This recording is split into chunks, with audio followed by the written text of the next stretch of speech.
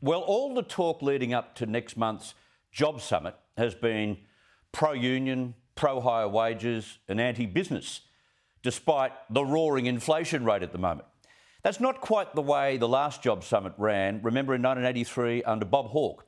And as I've said previously here, with Australia sitting at full employment and 40,000 foreign workers at least waiting to be approved to work here, what's the point of a Job Summit? But let's give this assignment to an expert. Business columnist with the Herald Sun, Terry McCrann, joins me. Terry, great to have you with us. Do we need a Job Summit? Well, clearly, Chris, the answer to that is no. What we need are policies that will actually deliver jobs and policies that will actually encourage business to create the jobs of the future, which are the high value, the high skilled, and obviously jobs that are particularly relevant to the 21st century, not trying to go back to the 20th century. And so, I mean, at the very least, though, we should at least get from the Prime Minister and the Treasurer some broad outline of what exactly this Job Summit is supposed to try and achieve. They promised an issues paper ahead of the Job Summit. I haven't seen it. I don't know whether you have. No.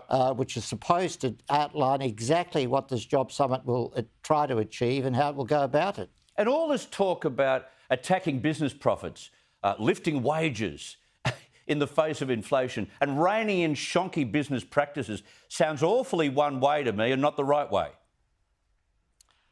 Well, some of those things are good, Chris. I mean, yes, reining shonky business practices, but not as an end in itself, and that will simply create jobs. It's got nothing to do with creating jobs. It's about getting reality and fairness. And we would all like to see wages go up, and I think we need to see wages go up with that high inflation. But those wages have got to go up in the context of realism, the context of actually delivering outcomes for business and profits for business. So we need the two things together. Profits for business and rising wages. But you don't need a Job Summit to tomorrow tell the immigration minister to tell the immigration minister or the Home Affairs minister to cut the red tape on work visa approvals to get foreign workers in ASAP. You don't need a summit for that. Well, no, Chris, we need decisions by government, policy decisions by government. The big one in this space is, do we go back to having 250,000 migrants a year every year? Do we see it simply in terms of pouring more people in, both to create demand and also to fill those sort of basic level jobs where we need them in the economy, but we also need high focused, high skilled jobs. And secondly, as you say, 40,000 people waiting to get their visas.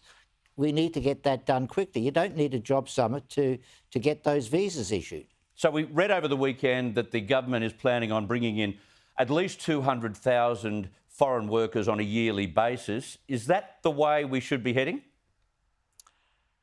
Well, if you think about it very, very closely, Chris, I mean, this is what business would like, just to have more workers come in to take pressure off their demand for workers. And yes, that is something that should be addressed.